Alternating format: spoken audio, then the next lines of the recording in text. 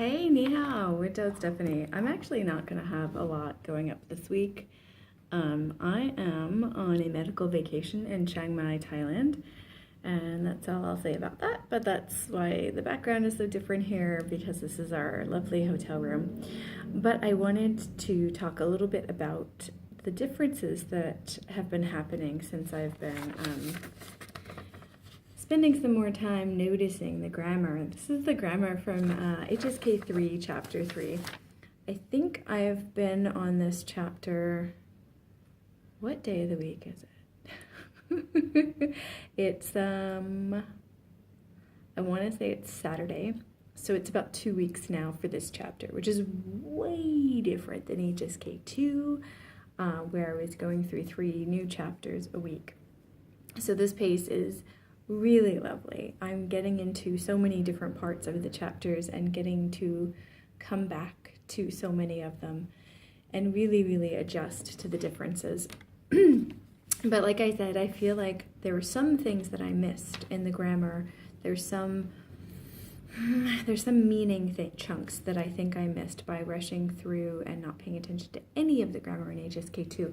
Now I've gone to the other extreme now, where I literally will have the main grammar points, or at least the words connected to them, near me, literally like this, the entire time I'm doing any of the exercises. Even when I'm just doing the tasks where I'm listening to the new listening, like I listen to each one 5 times without any transcripts around me, just to get the gist task in teaching language terms. So just to get the idea of what's happening in that listening, I'll still have this near me. Like everything I do, this is near me now. And that is the other extreme to completely ignoring the grammar. And I think where I'm going to end up eventually is somewhere in between, where I'm aware of what I need to keep an eye on so I can see the different examples and I can start pulling them into the slides I'm making. But I won't necessarily sit down with each example and go, does it have any of the grammar points of this chapter? I think that's just an extreme I have to go to for now in order to start incorporating the grammar into the lessons. I have my own lessons. I'm teaching myself with everybody else's material, but I'm teaching myself. So there's that. That's one of the things. And I know it's an extreme version of what I'm going to do, and that I'll eventually come back to something that's the kind of the sweet spot between ignoring and overly looking for the grammar. I hit like 2 or 3 conversations in the listening yesterday that didn't have any of the 3 grammar points, and I started to freak out going, where's the grammar point? There are no grammar points in this. How is this useful? And I was like, wait, what am I talking about? There's useful vocabulary, there are situations that are happening, and I'm understanding them. How is this not useful? So, and I think that's part of the danger of emphasizing too much of grammar points, not so much just functional language. And I caught myself doing that. So, grammarian beware. The function is the whole point of grammar. And it's easy to get caught up in the things you're supposed to pay attention to forget that language has a lot of things happening in it. The other thing that I'm doing is I'm giving myself more time. I keep to do the listening. I was trying to get 6 hours of listening input per week, but I just don't think, at least now while I'm on vacation, I just don't think that's going to happen. So I'll have to come back to that goal later. But in order to get more comfortable with the sounds and use the listening that I have from HSK, I'm listening to them more times. So it's still very comprehensible input, relatively speaking, because it's the listening that I'm doing in the chapters that I'm doing, with the vocab that I'm studying and the flashcards and the grammar that I'm overtly hitting over my own head, those kinds of things.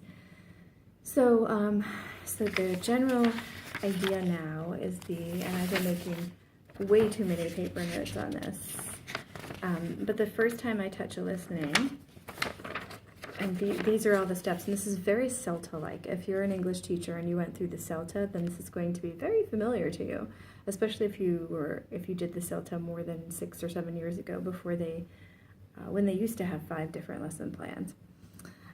So the first time I listened to, each listening again has 5 different parts. They could be conversations, or they could just be, they're usually conversations. But there's 5 different parts, and within each part there could be just like a person speaks, second person speaks, and a question, or it could be speak, speak, speak, speak, question, that kind of thing. It gets longer as the exercises go on, and there's 4 different listenings for each chapter right now. I did not look ahead to chapter 20 to see if that increases. I don't want to know. So generally speaking, for each listening, the first time I go through, again, I'll just listen for, can I understand kind of what's going on in the conversation? I'll listen 5 times to each one. So for example, numbers 1 to 5, I'll listen to number 1 5 times, 2 5 times, 3 5 times, 4 5 times, and 6 5 times. And I'll like goofy little notes, like what words can I pick up, and I'll keep tabs of how many times I'm listening to make sure I'm listening 5 times. And I'll make questions, where's the question mark? I think I have a question mark here. If I hear something that I think might be a new word or might be something I think I get it. And yes, I know I'm writing my notes in Pinyin because I'm not that fast in writing in Chinese characters yet. But it's a step, right? It's always an intermediary step. And here's another listening. This is from 6 to 10. Again, I'm keeping track, make sure I'm listening 5 times. And then I'm writing just any little note that'll help me get an idea of the gist. What words are stressed? What words do I hear that I don't know? That kind of thing. And so I do that for each one. So that's step 1. Step 2 is that I was underlining the chunking of the words, so it's focusing on the sounds and the rhythm of the language. I have reincorporated circling the unknown words. It looks a little messy with the circling of unknown words and the underlining for the chunking, but circling the words that I don't know and then coming back later, like a week or 2 later, and going, I know that one now, just from sight, and erasing it is really satisfying. So I'm going to deal with the messiness. And then the third step is to match the grammar points. I'll literally just put right next to the sentence or right next to the word, GP1, GP2, GP3, because generally speaking, each chapter has 3 grammar points. And I'll look at the example and try to understand what is the grammar telling me that just the words alone don't, because that is the real reason the grammar is there. It's doing something more than just the words do by themselves. So that's the main thing I want to pull from the grammar points. I'm not getting very far in that right now because the vocabulary is taking a while to get into my head.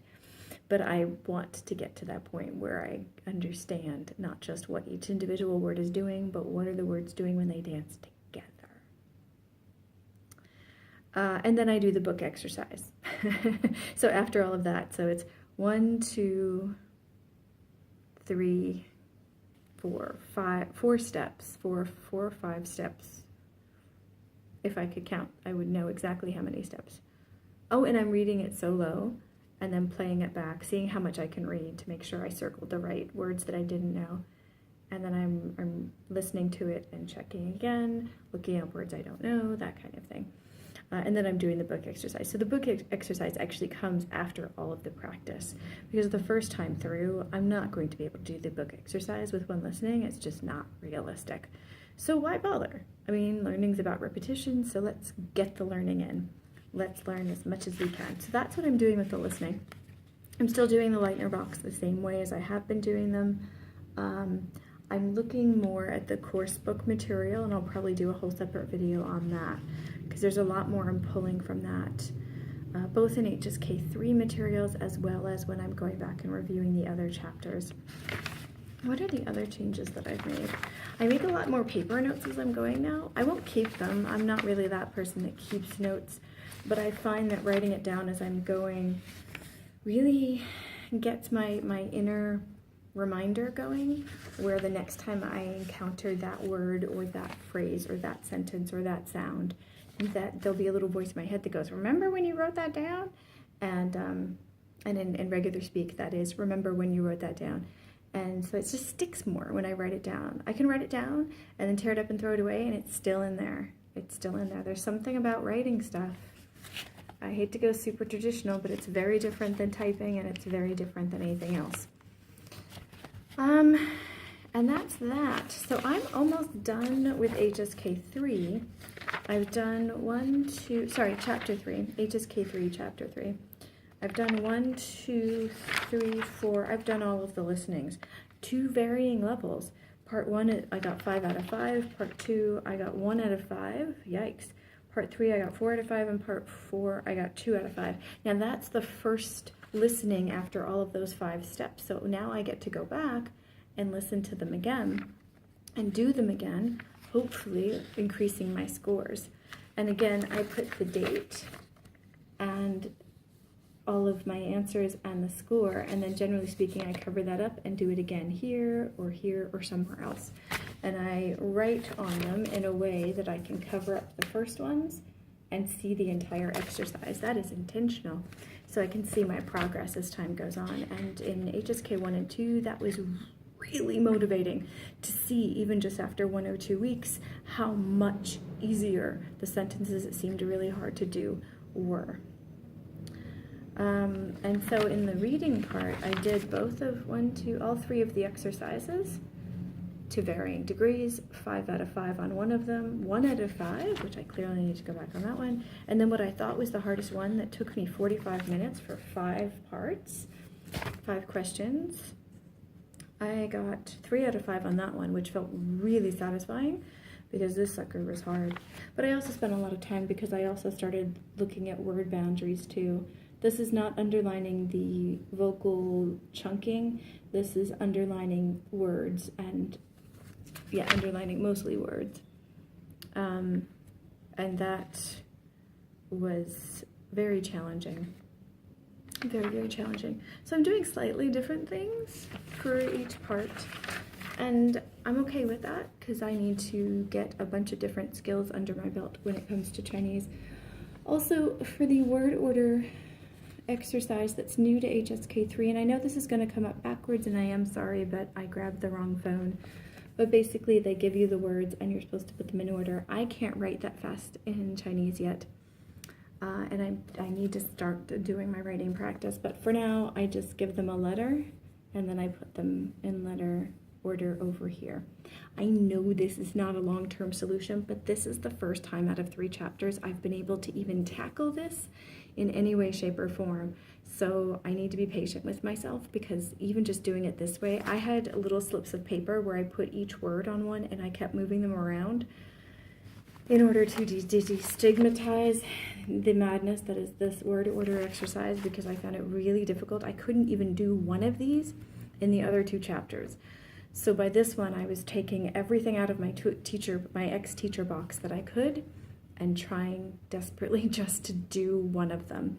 And by putting them on the different pieces of paper, I was able to move them around enough and do them where I think I started to break through, and I actually did 4 of the 5.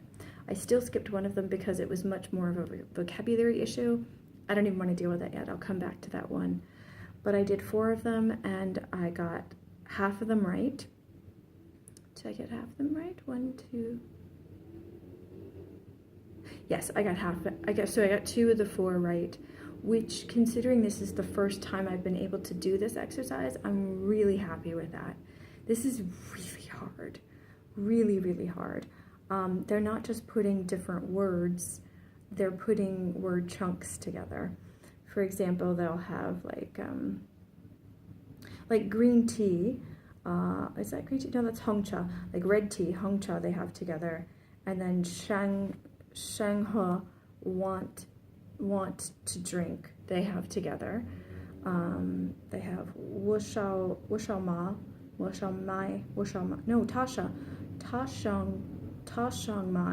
Tashang Mai, he wants to buy. They have that together. So they have different kinds of things together. And then you have to, like, for example, there's Tashang Mai. That's one chunk, and you have different chunks. So it's not just different words that you have to rearrange, it's different chunks of the sentence that you have to rearrange. So they're very sneaky in how they put things together. So it really, really makes you think about what goes before what and what needs to come after what and all that kind of stuff. And it's the first time I've really been able to produce, even if it is in a moving form, any language. Normally I've been absorbing, I've been listening, I've been reading, but I haven't been producing anything. So this is definitely a new skill. So it scratches a different part of my brain, and although it's not something I'm really thinking I really want to do right now, it's here, And if anything, if I've learned anything from HSK 1 and 2, it's that when they push me in these materials, when they push me too hard, it's because it will help later. So I'm just going to keep going with it and see what happens. So that's my general update. I'm going to be rather quiet this week while I do what I need to do in Thailand. And I will catch up with you when I'm back in Shanghai. Haha! I might be doing a live stream from here. I'm pretty pooped by the time I get home at night in the hotel, but it is a possibility. It's not any better time-wise. Sorry, I shouldn't do that well in here. It's not any better time-wise, but other than tomorrow night, which is the World Cup finals, I don't really do a whole lot at night. We're very day active. So it could be possible. So I don't know if you guys are up for a live stream. It would be evening here, which I think is morning in North America. Morning here is too tricky. I'm at the gym. Oh yes I am. So yeah, I don't know, maybe I'll have to wait till I get back for a live stream. Anyway, whatever it is, my Instagram keeps going because Thailand is a place with lots and lots and lots of wonderful things. So if you get a little bored from not having a lot of videos here, go on over to my Instagram. It's not changing scripts over there. It's just Steph Fuccio, STEPHFUCCIO. And I'm posting a ton of pictures. Some about language, some about when I'm done studying, I'll take a picture of what I've done, and a whole lot of pictures of Thailand, about the food, the area that we're in, just the general beauty and awesomeness that is Chiang Mai, which is where we are. Anyway, so thank you very much. And yes, I am studying on vacation because it's not really a woohoo party vacation, not party, woohoo fun vacation. But even so, I am a part-time mobile language learner, and so my learning comes with me wherever I go, whatever I'm doing. I have been doing 2 hours a day during this break, except for the day we traveled. And I'm pretty happy about that. So, forward slowly by slowly I go. 再见。